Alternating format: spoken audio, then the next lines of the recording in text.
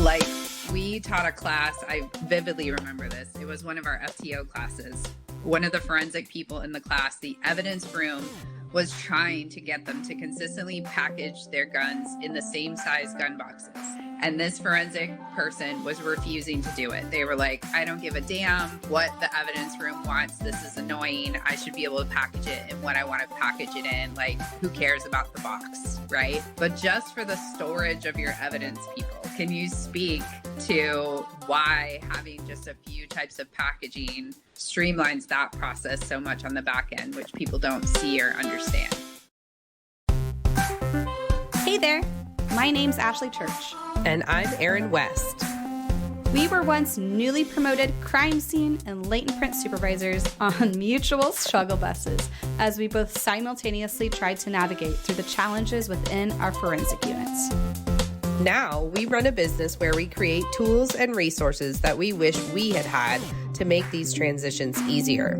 We like to talk about the experiences we've had in the forensic field, the good, the bad, and the ugly, in the hopes to create awareness around these issues and move the needle forward to create positive change in the forensic community.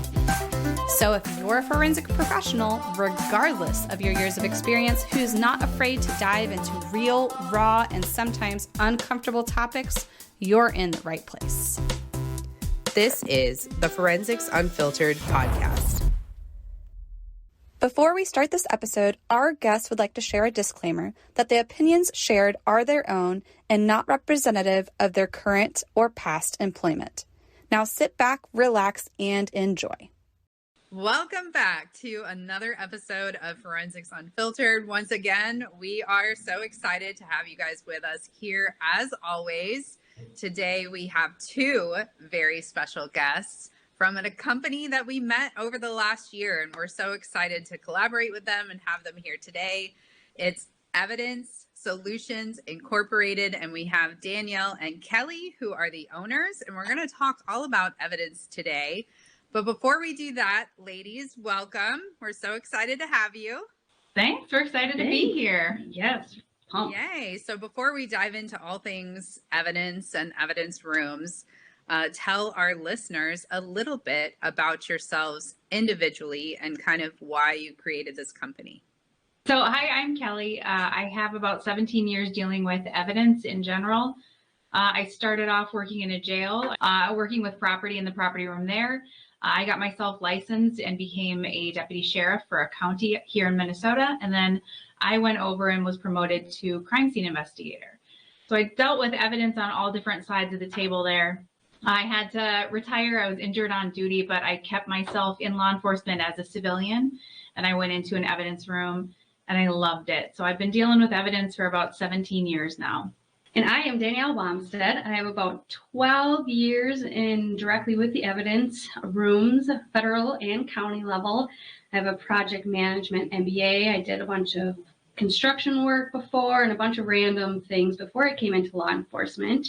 But I got dropped a hot mess like a lot of evidence technicians do. And I loved the transition of making it a beautiful, efficient evidence room. And I have a passion for helping other people focus on continuous improvements and getting through their evidence room. So that's kind of why we started this really fun gig, getting out there and helping other evidence rooms. The home edit of property and evidence rooms. Yes. You know how much I love the home edit.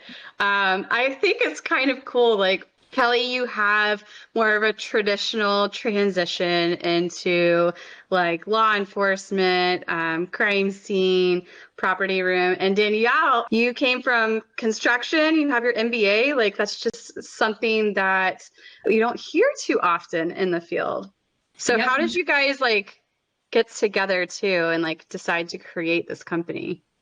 We ended up promoting our state association at a sheriff's convention. Yeah. So we started the MAPIT, so Minnesota Association of Property and Evidence Technicians, and all the fun things that that association startup created. And we were stuck at a vendor's table trying to sell a $35 membership to a bunch of sheriffs, and just started talking about all of our ideas. And I had all these great plans, and she said, "Oh my gosh, I talked to my husband about that too."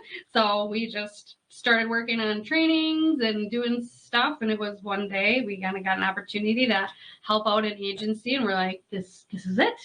Let's play this game." And so we started our company and made it legal. And the next day we had a job. So it's worked out it's been really fun. I love that. And if you guys have listened to us for any amount of time, you know that Ashley and I always joke about, like, she's the yin to my yang. Like, I'm, I do the spreadsheets and she does the beautiful design and all of that.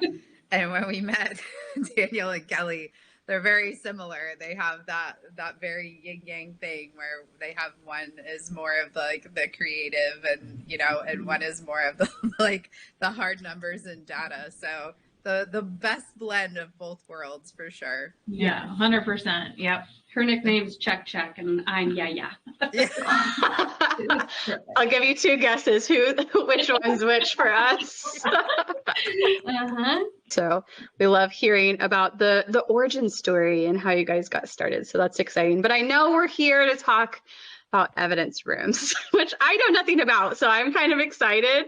Get to learn a lot from all three of you ladies. But through your experience, whether that be auditing, you guys said you're like the home edit, so you guys do a lot of organization for evidence units across the country. What are some of the most common mistakes that you see agencies making over and over again? Well, I think some of the most common mistakes that we see, it fluctuates. It really just depends on the agency that we're working with. But some of the things that we see that are an immediate address kind of thing is watching your chain of custody. And with the documentation of your chain of custody, it also really comes down to like the destruction of things, where people are still maintaining these items, but they're disposing them out of their evidence management system. So they're still on site, but the evidence management system says that they're gone. So that's something that can kind of create a lot of unnecessary risk, liability. That's a record discrepancy. It's dabbling with an inaccurate chain of custody, and all of those things can kind of come back to haunt you later. So one of the things that we really push is that you don't say anything's destroyed until it is physically out of your room, disposed of, rendered inoperable, shredded, whatever it may be. Because, something that says that it's on your site, but it's actually destroyed, or vice versa, it's a risk for theft. That's like a prime target for theft. So that's just something that we try to make people aware of, and to make things as accurate as possible, just make sure that what it says is happening is actually what's happening. So if it says it's destroyed, it is physically out of your room and gone. If not, you need to create a set for destruction area within your evidence room. So something that is set for destruction, it goes into this temporary holding space until it is physically gone and destroyed, and then you take it out of your system. Can we even talk a little bit more about chain of custody too? Let me know what you guys think about this, but I think this is a common thing when things go into an evidence room, is that things go into the evidence room, and then many departments, the chain of custody just stops there. Like, it's just in evidence until it gets pulled out to go to court or whatever. Meanwhile, while it's in evidence, it's being moved 100 times, handled by, 5 different technicians. Like, when I first got the evidence unit, we even had where officers would come in and do things to the evidence. They would repackage it or open it or whatever, and it would never move from the evidence unit to the officer back to the evidence unit. So I had to do a lot of retraining with them about hey, if you touch it, you sign the chain of custody. If you give it to that officer, then the officer signs for it. The officer fixes it. Then you sign it back in. If you move it from this place to this place, it gets transferred. Now we have a digital system. So if they move it from one shelf to another shelf, they're going to scan it to that new location. So that wasn't really an issue for us. But I know there are departments that are functioning without that at all. And they're shifting things from one place to another place. Someone's picking it up and physically moving it somewhere else. And sometimes even that kind of documentation gets missed. So diving even deeper on chain of custody, how do you feel about that kind of stuff? That it doesn't just the evidence room isn't just the chain of custody. Like there's more to it than that. Right. That's not that one solid, it's that one location. And understanding chain of custody is really important too. And understanding that your chain of custody is your paper trail from the second that item is collected. And that paper trail does not stop until the moment it's destroyed, physically rendered inoperable, shredded, burned, whatever it may be. And every place it goes, every person that touches it has to be in that chain to maintain a proper chain of custody. So you hit the nail on the head. If it's moving shelf to shelf, that needs to be reflected in the chain of custody. If it is going into somebody's hands to make any kind of, like you're saying, maybe they need to view the item, maybe they need to take pictures of the item, whatever it may be, if they are taking a hold of that item, opening it, moving it, whatever, all of that needs to be in the chain of custody. Where it went, who it went to, the date, the time, all of that is important, because if you are compromising that chain of custody, whether it's bad storage location, whether it is moving from person to person, not being documented, anything like that can come into play in court and can affect the integrity of your items. And I'll add too, is that it's important with all of those different openings that is happening on a different part of the package at all times too. So I've seen issues where you have, it's going for a Celebrate, a phone's going for a Celebrate report here, but they can't do it. So they need gray key and another one. So now it's been opened potentially 3 times by the time it gets to court, and they all open it on the same side in the initial. And that's really hard to show a jury that, okay, well, yeah, you have these reports that are saying that this person opened it for this, reading this, that, and the other thing, but I can't see that person's initial. So important that it's getting opened on different sides. Initials and dates are on those seals that are associated with their report. Yeah, good point. Never open on any originating seals. Just find another spot. There's lots of places on packaging that you can find a new spot to open it up. And then you never interrupt that integrity of the original or any originating seals. So you guys have chain of custody. Did you have any other common mistakes that you've seen along the way? Yes, we see a lot of neglect, or I guess just an oversight of temperature and humidity. That is a big thing that is making the seals not stick.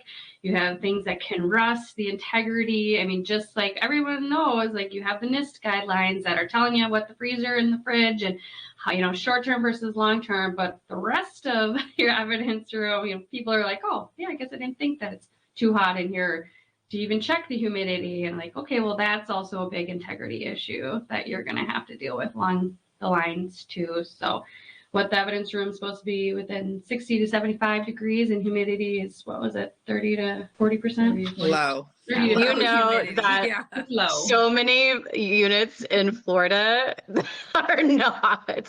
Yeah, like I remember going into, just to drop off my evidence and stuff like that. It was just like a hot box. Like it was so hot in the summers. Like I'm sure it had to be in the 80s or 90s. Well, there are a lot of departments that have no climate control at all. No.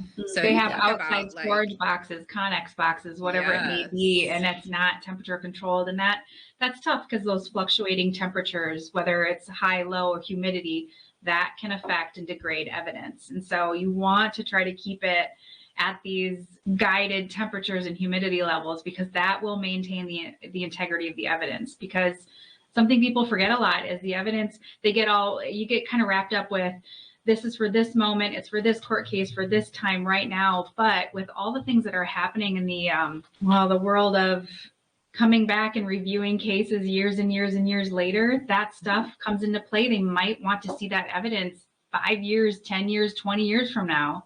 And if you can't maintain it and keep it at its original or close to its original state as possible, it's really kind of obsolete. It could be obsolete down the road. So that stuff is really important. And same with digital evidence, making sure that you're keeping that heat and humidity at a certain level, because that can extremely damage and you could lose evidence. For sure. I remember, this was years or 10 years later, they would go back and try to get photos off of a CD, or we had video surveillance footage on jump drives, and they're like, oop, it's corrupt. There's nothing we could do about it. And I wonder, if part of it is because they were kept at, in a warehouse where it's really, really hot and humid. Yeah. It absolutely could be. I mean, it could be all sorts of things, but it definitely could be something like that.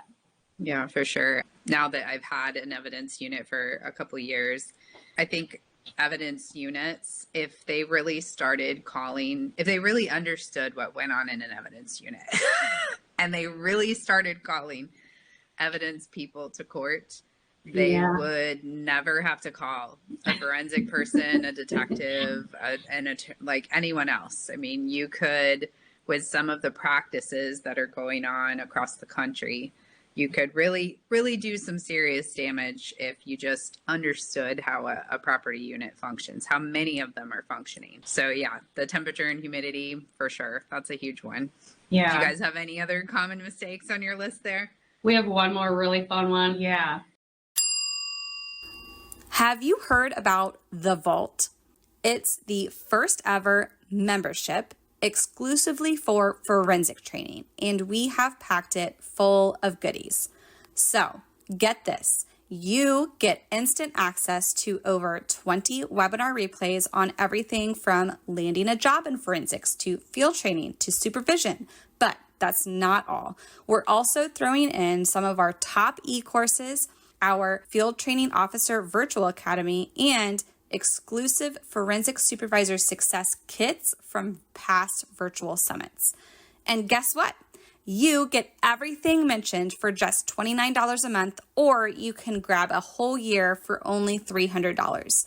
And we know many forensic professionals lately are paying for their own training, so we want to make sure training is affordable and accessible for everyone. There is fresh content every month, and that also makes it an endless learning opportunity for you. So it's a no-brainer. Join the Vault today and be part of the forensic education revolution. I'll include the link in our show notes, or you can head to our website to learn more. Don't miss out. Unlock your potential with the Vault. Yeah. Do you guys have any other common mistakes on your list there? We have one more really fun one. Yeah. Our favorite. Like, I feel like when we sit at a vendor table, everybody says, can you get somebody to get me more room? I want more storage space. I need more people and I need more storage space. And with that brings us to the fact that the 1-to-1 ratio, intake versus destruction, is very rare, and people are just continuing to fill up their evidence rooms. And it's important that people are starting to, or I guess implementing, making sure they're keeping track of that and trying to strive for a 1-to-1, because no matter what, no matter how big your space is, you're always going to fill up if you keep taking in more than you are getting rid of. So yep. And there's so many, we could dive so deep on this purging problem alone.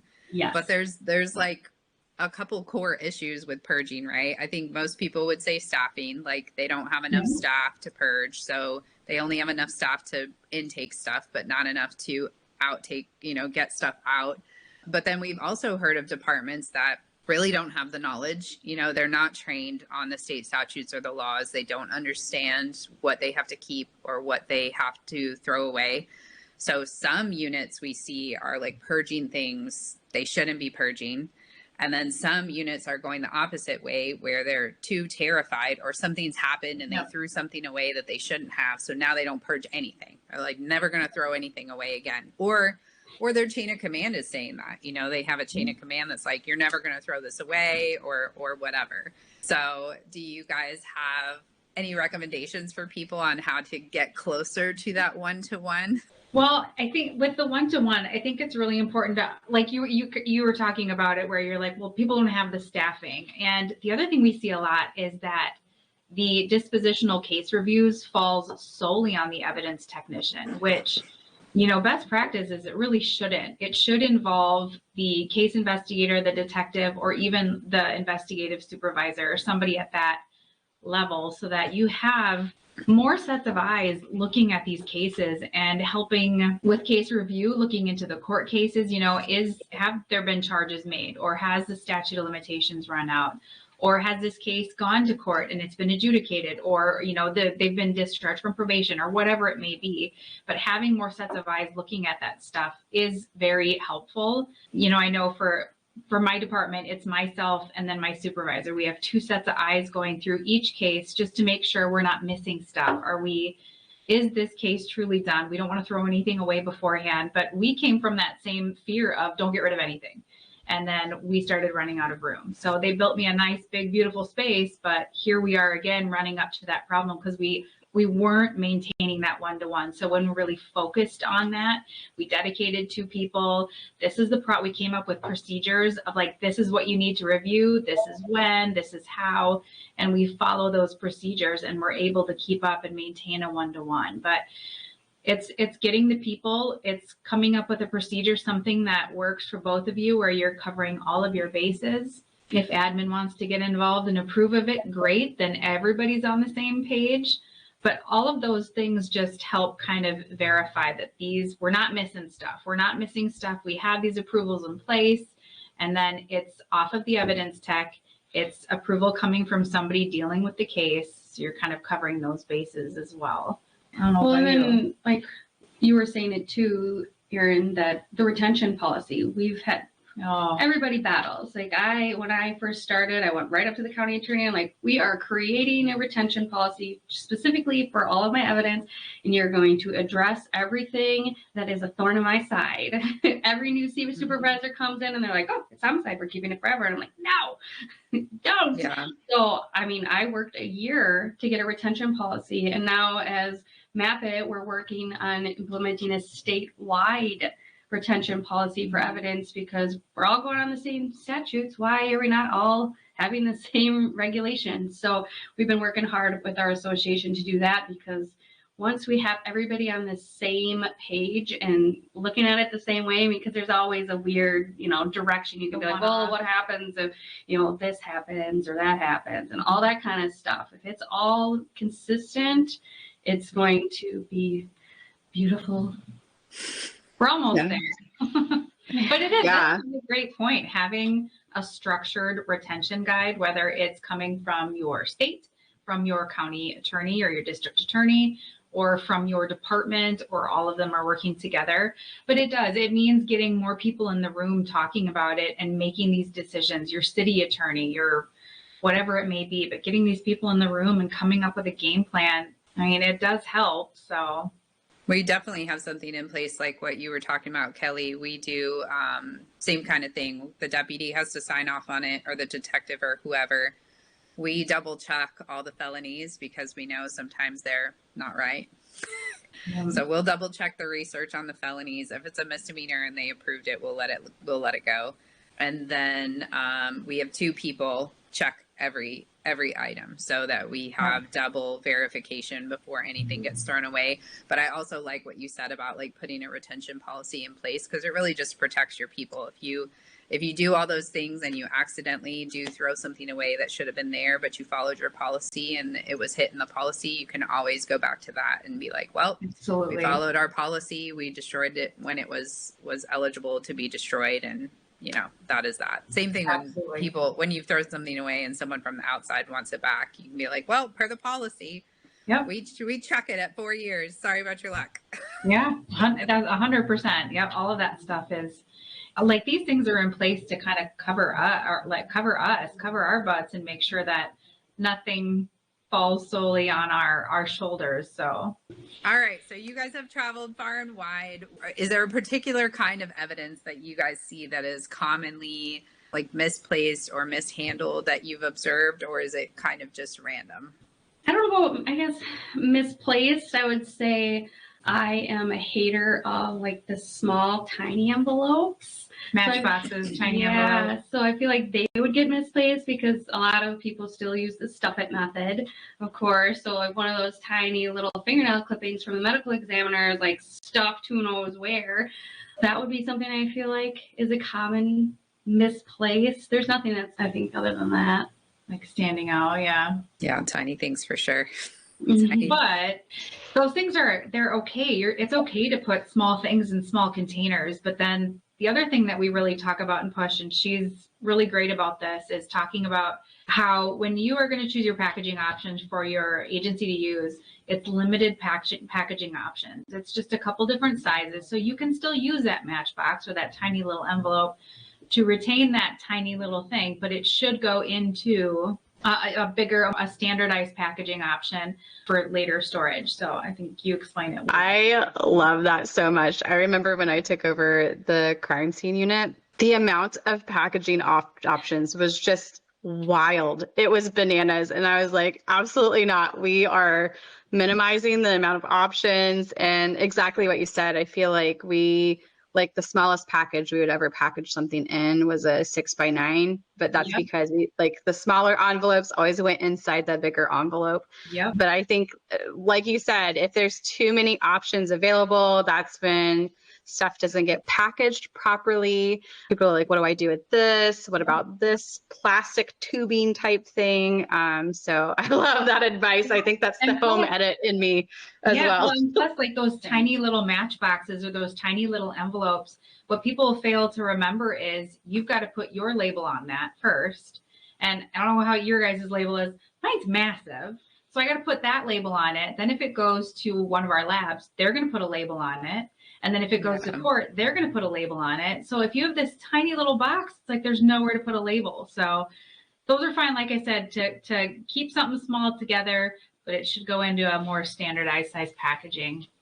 Let's talk to all of our forensic people that are listening for a second, because I didn't grasp this concept either until I was running an evidence room. Like, we taught a class, I vividly remember this. It was one of our FTO classes. And one of the forensic people in the class, the evidence room was trying to get them to consistently package their guns in the same size gun boxes, like so that all the guns were the same, and this forensic person was refusing to do it. They were like, I don't give a damn like what the evidence room wants. This is annoying. I should be able to package it in what I want to package it in. Like, who cares about the box, right? So when you're talking about from the perspective of an evidence room, if you're limiting the size, because there may be people listening being like, who cares? Like, I know you want room for the labels and stuff, but just for the storage of your evidence people, can you speak to why having just a few types of packaging streamlines that process so much on the back end, which people don't see or understand? This is your jam. This is my jam. This is like a common thing because people will be like, oh, I'm not wrapping this bag like a present. And I'm like, why? Like, how is somebody ever going to open it and get back in there? Like, what is your plan here? So oftentimes I go back and be like, this is why I want it in this one. So I personally organize, and I recommend it to most of our clients that need the recommendation, I guess, to organize your evidence room by the package that it's in. Who cares what's inside? Obviously, if it's drugs, guns, and money, they're high risk, so they need to have extra security. But even within there, I do a small envelope, a large envelope, and then a bag. So everything is organized in case order within that location in only those packaging options. And then obviously it goes oversized box, and then it can get funny with computers and all that kind of, funky stuff that each evidence room has. And I wish we could show pictures right now, because what you're talking about, Erin, is exactly what I just finally accomplished in my gun room. Because in the beginning, people were putting them in bags and in boxes, and some of them weren't putting in anything at all. And I'm like, I can't store like this. Like, things are falling over and I'm losing space. I'm wasting space. So we switched to everything is boxed. And we have everything boxed, and every label is in the same spot on this box. And I put stuff on my shelf. It is a beautiful bookshelf of guns with all the labels in the same spot, because later when we're doing inventory, instead of me having to pull every box out to scan a label and get through my inventory, I can see it's all front facing. The labels are all front facing. I can zippity zap right on through like 60 guns in probably 60 seconds. And I have completed that inventory. And it's all because of the standardized packaging and storage that we're doing. So that's the same with the envelopes and the bags. You have all that in, relatively the same spot. So when you're flipping through your envelopes and zapping those barcodes, it's so easy to go through that system, and it stores nicely because it's the same size and the same shape, and it's kind of sitting in the same way. So with bags, with envelopes, with gun boxes, whatever it may be, it's huge. It's a big time saving thing. It's about efficiency. So And it's not just time saving for you guys. Like, I know Erin and I have both worked at agencies where you have to go and pick up property and evidence, maybe to send it to a lab, or you need it for court. And we both worked at agencies where it takes like 45 minutes or an hour to get those items. And then we also worked at an agency, and she's still working at that agency now, where they literally come and back in 2 or 3 minutes. Here's your items, because they're able to have such an organized system. So this is why all of this matters. If you want to save time going to your evidence unit, not just to help them out, but to help you out when you need evidence, that little thing right there, just making sure that you have like consistent and just a few packaging items or packaging options can make such a big difference. Huge difference. Yeah. There's absolutely a reason why they're asking for it that way. Yeah. So aside from having limited options for packaging, what are some other simple but effective steps that agencies can take to avoid losing or mishandling, mismanaging evidence? I would say it goes back to storage. I think she kind of hit it on the head a little bit too, where it's some of the things we see a lot, which can lead to mishandling or misplacing things, is people that use the stuff it method. Wherever it fits, we're just going to get it in there, and then trying to find that later is really hard. So having some kind of a system in place of this is where we're going to put things, this is why it makes sense, there's logic behind it. So like she said, if your evidence management system fails, or somebody is coming in to help you, like for example, if I'm off for a week and my supervisor needs to come in and find something, they can find it, whether they're looking at my evidence management system or not. It's logic behind the storage of it, because those things can get misplaced, I think, pretty easily. And then the other thing is, we've already talked about it, just making sure that your chain of custody is constantly updated. Any movement, anything, because as soon as it's happened to me before, where I like moved something from shelf to shelf when I was consolidating, and it went from shelf 1 to shelf 2 or 4 or whatever it was. And I was going through my audits and or my inventory, and I was like, well, I don't know where it went. This is weird. Everything's in case number order. This is kind of bizarre. And then when I thought about it, I'm like, well, in this storage method, it actually makes sense if it was over here. So I went to that spot and there it was. I didn't keep my chain of custody updated correctly. So that was my bad. Well, and then I would say too, like back to the good day to throw it away, like putting the purging higher on the required list, because you're going to start to fill up those spaces. And now what are you going to do with it? Like, okay, you have this beautiful space and now you're like done in the bag. So now where are you going to put the bags? You're going to start a stuff it method in another location because you aren't kept up. So having the purging a higher priority, I think, will help with a lot of that problem. Yeah.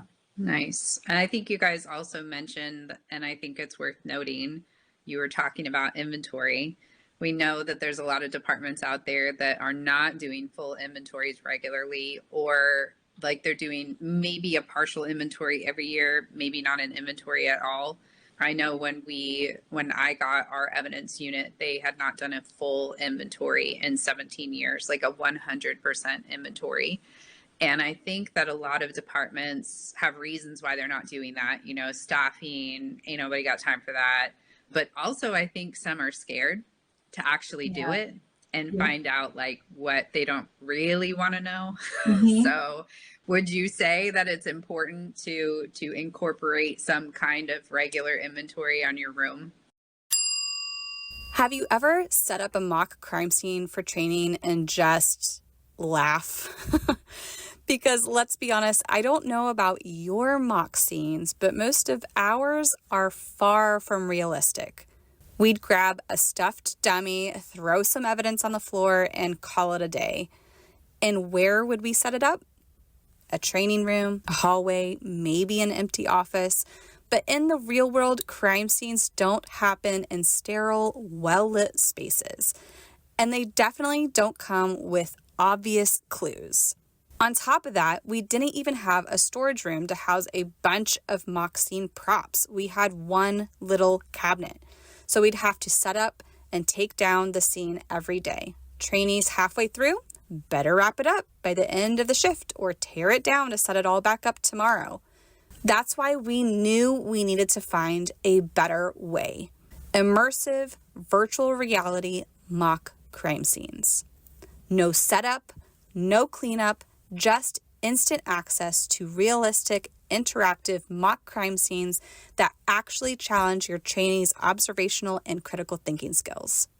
Want to see it in action? Join our free webinar.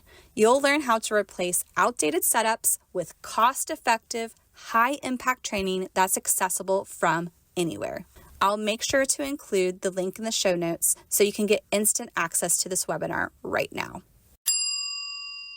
Would you say that it's important to incorporate some kind of regular inventory on your room? 100%. Yeah, you have to. I was one of those, like when I got into my agency, we were switching computer systems and I was purging to make up for the decade of nobody purging and all that kind of stuff. So I was doing small inventories every single year based on my location and what I considered an inventory. And it's not until you do like a full-blown inventory, you're like, oh, okay, now I can actually reconcile all of these things and it's not missing. It was in a different named location 5 times ago or something like that. So I feel like it definitely, once you're consistent, you have it, are able to do it really quickly, like that is fixing a lot of your problems that you're spending a ton of time digging at. And the other thing too is what we find a lot of is people confuse the two terms pretty frequently. They use them interchangeably, an audit versus an inventory, and just understanding the differences between the two. Where an audit is reviewing your processes, seeing how things are working. Is it effective? Are you doing things the way your procedure or policy says? You're just checking in on that stuff, where an inventory is an actual physical accounting of what you have in your storage spaces. And so what we hear a lot of is, haven't done a full inventory, but we do partial, like you were saying. We do inventories of our high risk stuff, guns, drugs, and money every year. But then it turns out that they're actually not really doing an inventory. They're doing a spot audit. So they are just choosing 5 items in their system and then just checking to see if they're in that named location and vice versa. But I've also heard that like as a percentage, like people will do a percentage. Yep, exactly. Yeah. Mm-hmm. And so it is really important. And so if you're somebody that's new coming into the evidence room, whether you're a new property and evidence tech or supervisor, you want to know what you are dealing with. So if I didn't do a full inventory, in 2 years from now, I am told, hey, I need this item of evidence for court. And I go back through and I'm like, it's not here. I can't find it anywhere. Well, how would I ever know if that was ever there from when I started, or if it had been missing for years before I got there? So for me, I think we call it getting your baseline, understanding exactly what you're working with right from the start. So I know that these are the things I am responsible for starting on this date forward. So doing an inventory, a full inventory, is so important. We recommend doing a high risk inventory. So your guns, drugs, and money at least twice a year, definitely once a year. But if you can get in there twice, that's a really good practice. But CALIA, I believe IAPE as well, they both recommend full annual inventories. And for those people that are managing a small room like myself, I've got about 7,000 items. That's relatively easy for me to do. But we do have some people that have hundreds of thousands of items, millions of items. That can be a very big task. So we do have a couple of things that we recommend. We recommend a rolling inventory. So I don't know if you want me to go into that or not. That's what we do. We have 200,000 items. So we do a rolling inventory all day long or all year long. Yep. And when we hit the 100, we just start it over again and keep going. Yep. And that's how we've been able to manage that many items. Yeah. It's just having somebody that works on inventory all the time. All the time, dedicated. And that can be tough too, because finding people to dedicate just to do that role every day, every week, every year, whatever, that can be a little bit tough, but it should be a priority. You should know what is in your evidence room and what isn't. That's a whole other process. If you're missing things or if they're unable to locate, or that's a whole other process. But doing an inventory annually is really important, and especially when you're getting new personnel in there. So everybody knows what they're accountable for right from the start. So if we have people out there that are like, oh my God, they're probably having heart palpitations right now, right? Just to like educate what Evidence Solutions Incorporated is all about, do you guys offer inventory or do you just do like audits and reorganization? We recommend that inventories are done internally because it's your agency and really your responsibility. We don't do inventories. We just do the audits and the reorganization. We can definitely consult you through it and come up with, plans and action plans and, different project management kind of style with all of it. But no, it's Not just a too hands-on hard. thing that we Yeah. do. It is difficult to come into somebody else's space, somebody else's storage scheme, and try to find things. Just think of the first time you went into your room and tried to find things. It took me months to figure out how they were storing things and where they were putting stuff. So to have people outside of that space come in and try to find it, it could really extend that process. Whereas you get an evidence tech that knows the storage scheme, that understands how things are stored, where things are stored. And then you could even bring somebody outside. It could be within your department, just outside your evidence unit, as a secondary body to come in and verify those things. You could do that just fine without bringing outside people in, which I think is kind of better because then it keeps people's hands off the chain of custody that don't need to be there.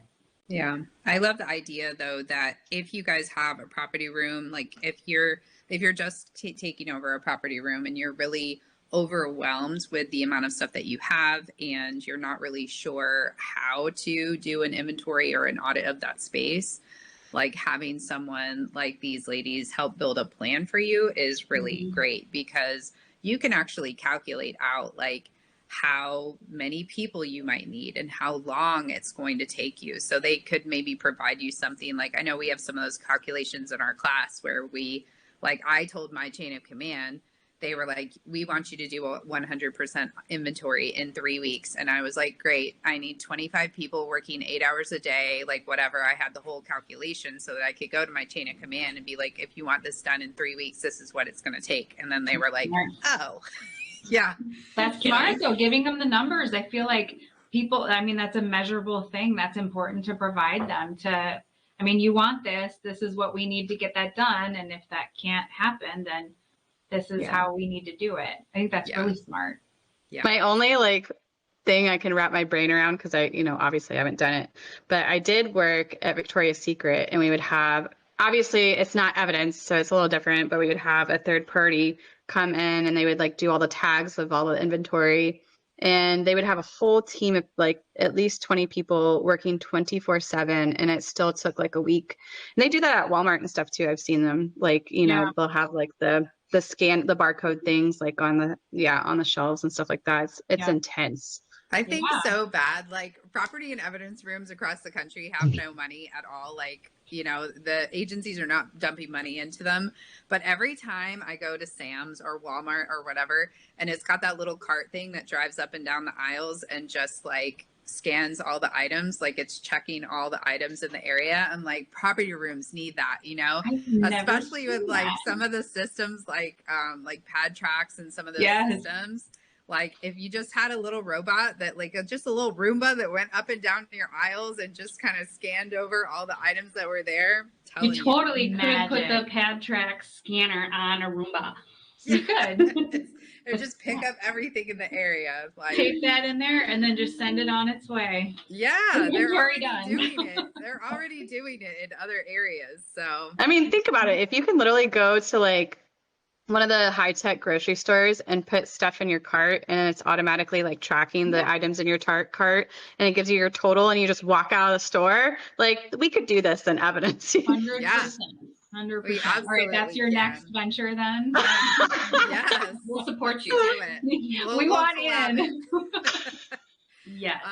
All right. So if you work at an agency that does not have a significant evidence budget, you need some help, but they're not going to pay for you to bring anybody from the outside in to come and assist you. What kind of advice would you give those people on how to start getting their evidence unit on track if they just have to do it by themselves with the doll hairs that they have? If you have a state association, That is always really a great resource. Just to like ours, we have blogs with questions and answers of how everybody's doing things. People can share different ways of doing things or how they went through some sort of hardship. So networking is really huge with that. If you don't have a state association, just reaching out to your neighboring evidence technicians. On our association, we do a garage sale site. So like I have a locker system that I don't need, it's going to go in the dump. But obviously there's a lot of rural police agencies that are never going to have any money for a locker. And this is, great for them. So sharing some of that kind of stuff goes a really long way. The budget, that can be difficult. I get it. And it's really just getting into the room, letting the panic wash over and go away for a second, and then realize that this is totally manageable. But understanding where to start, I think, can be a little tricky. And you always talk about the big rocks. So making sure that you're looking at things and figuring out what are my immediate things that I need to start addressing right away. So what about like if security's not great or access isn't great, or if, like she had said, nothing's been purged in a decade or whatever. It's just taking that big rock and then breaking it into small pieces and figuring out how to work it. So if, for example, nobody's purged That's my so cute. room. I love that. So if nobody's purged in 10 years. All right, I'm going to get into this. I'm going to start in this section of my evidence room, and I'm going to print out a list of everything in this section. And I'm going to go through, tedious as it is, case by case and figure out where am I at with this stuff. Are any of these cases still open? Is anything done? And I can start the dispositional process. Do I have mixed found property or safekeeping in here that this could have been gone a year ago. Let's get that stuff out of there. But just breaking it down and going section by section, that could be a way to start purging and getting your room emptied out. But it is just figuring out like where you can not be overwhelming and still make chunks of things happen and just break it down and go piece by piece. Yeah, we say like evaluating your fires. So like you have some fires that are like aggressively, actively burning and ablaze, and then you have some things that are like smoldering and some things. So the dumpster fire really does fit in our job. Yes. Another thing that I think many agencies struggle with as far as their property and evidence rooms is really their department, their chain of command, not understanding what they're doing in there, maybe not caring what they're doing in there. It's kind of one of those things like out of sight, out of mind. If it's not a problem, they don't think about it. I know when I got that unit, there was a lot of stuff that was like broken or things they needed that they had no budget. Like it was barely anything. There was no money for training for them. And it really took a couple of years to kind of build up all that stuff and really talk to my chain of command about like why this is important, why this is a risk, why we have to replace these things, whatever. And so have you guys noticed that across the country? And like, if you have, what are some suggestions you have about how people can kind of educate their chain of command on how high risk and important that unit is and kind of get their support and get them on board?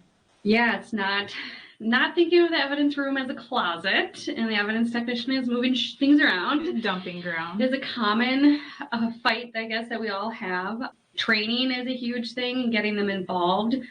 Supervisors going to the same trainings as evidence technicians a lot of times will help, including them in different, like the Kaizen event. You guys know I love a good Kaizen event. Like get everybody that's involved with this process in the same room. It's going to open their eyes and they're going to be like, oh, yeah, okay, I guess I can see why you're upset about this backlog and whatever else. I had no idea that even existed. Right. Mm-hmm. So, and then as you guys know, training is hard to come by, and I like to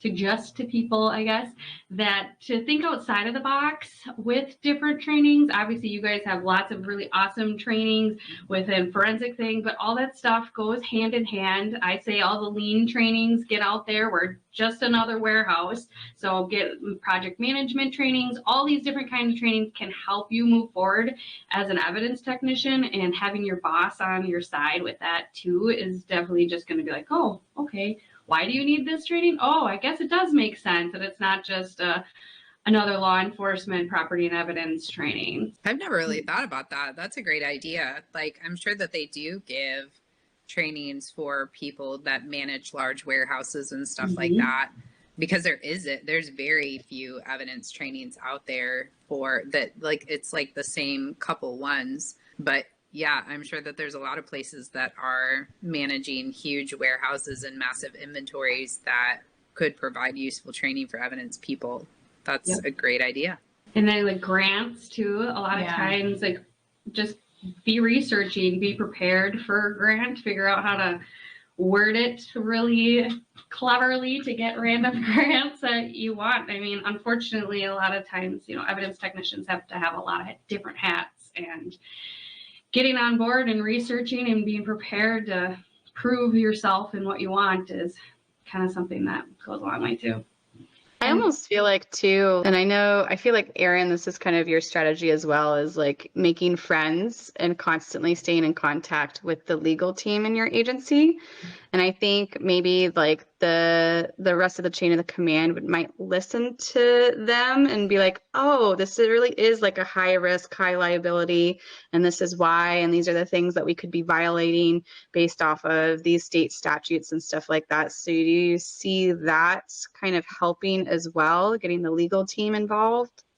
Legal team, yes, absolutely. But you were just kind of hitting the nail on the head there, is there's strength in numbers. And something that we have seen since the MAPIT Association has started back up again, we have 180 some members. It's 125 different agencies across the state. We grow every single month. And what we are finding is this group has a voice. And when we have this voice together and we go, that's how the retention guide was starting to get afoot, as we were able to look, these people we all want this same thing. We all want this retention guide. We all should be doing the same thing across the state. When you put 50 people that want the same thing in a room with 2 people that maybe weren't necessarily thinking that many people were going to show up, it makes a big impact, and change can happen from that. So whether it's a city attorney, county attorney, it's your association. And I feel like that can be done multiple different ways. But the other thing that we were talking about was something that we found helpful is if you want something, it's really important to look to the future. It's not just about this moment, because we all know how budgets work. And just because I want it right now doesn't mean it fits in this year's budget. So if that's the case, I should be looking, what's something that I think we could really use and benefit for me in the evidence room 5 years from now, 10 years from now, and start looking at those things now, start researching it, get familiar with what you want, what you need, what it costs, how do you get it, how will it work, and get that in front of your supervisors for budgetary reasons. Yeah. So those Roombas, make sure you put those on. Yeah. Right. Roomba with the selfie stick that you could tape the, Yeah. Definitely have to think ahead for sure. And I also think too that a lot of evidence units are hiding their problems, not necessarily intentionally, but not Sometimes. Sometimes intentionally for sure, but just not wanting to seem like they're a problem child.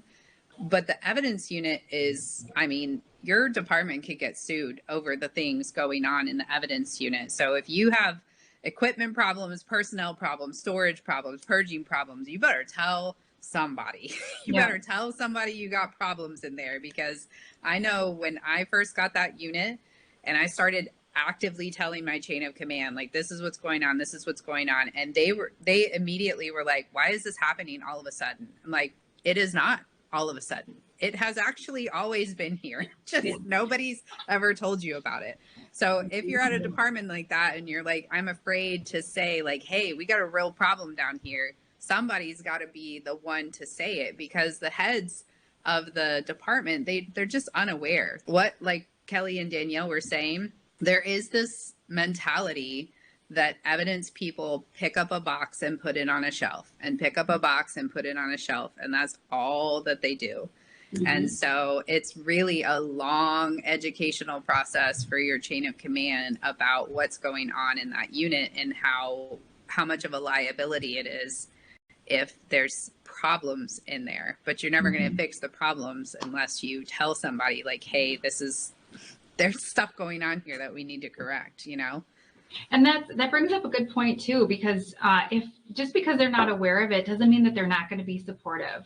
I personally come from a very supportive admin, and when things are brought to their attention, there's been several things where it's like, hey, this is going on, we need help with it. We had no idea that was going on. All right, what can we do? How do we fix it? It's if they don't know about it, they can't offer solutions, they can't offer to help, they can't be supportive. So it might not be as bad as people think, just bringing it to them. And like I said, coming with solutions and ideas is always a helpful thing. Instead of just coming with a problem, here's some solutions, here's some goals, this is what we're working for. But there are a lot of really supportive administrations out there if you just ask or bring it to them. Yeah, I agree with that. So we do have a lot of listeners that oversee evidence and property rooms, even if they've never worked in an evidence and property room before.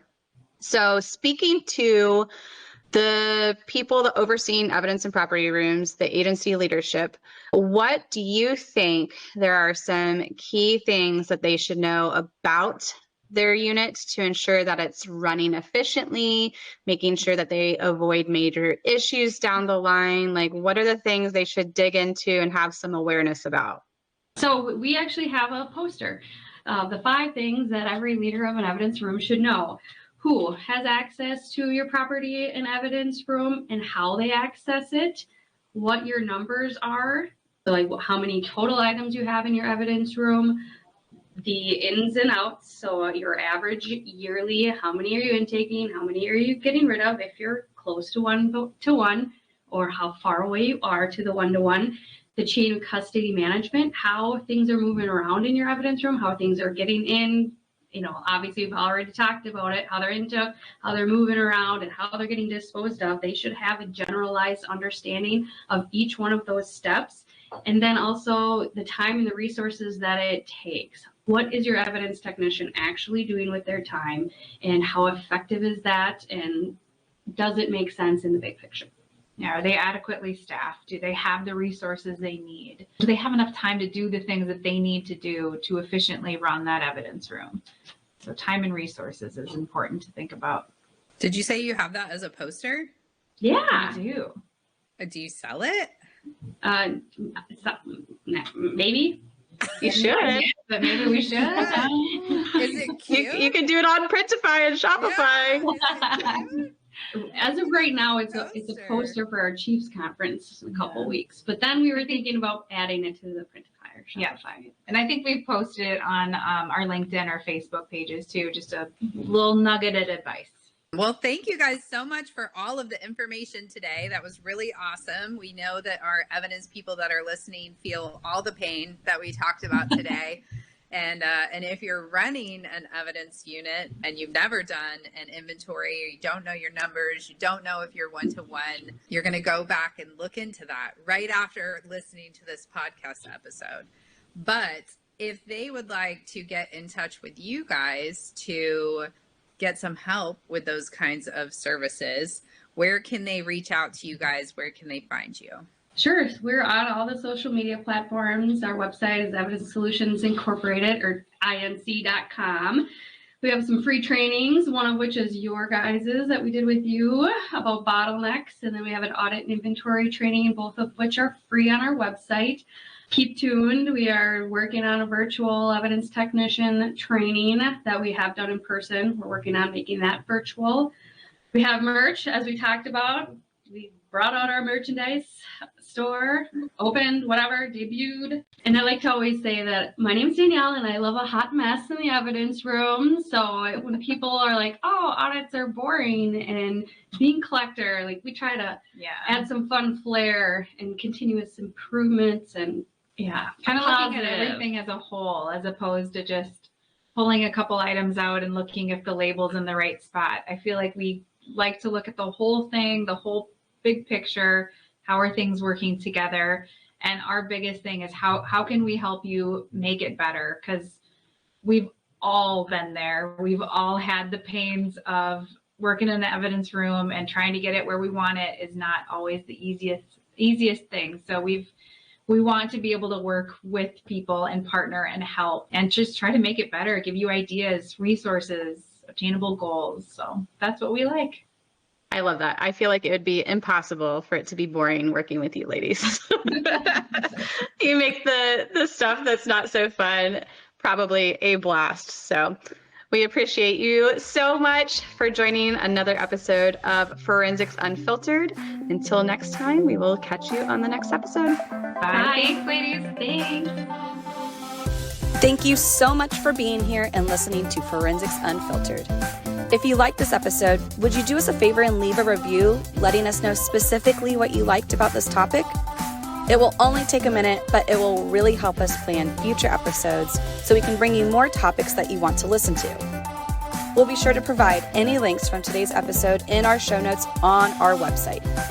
Head to www.gapscience.com. Until next time, stay safe out there.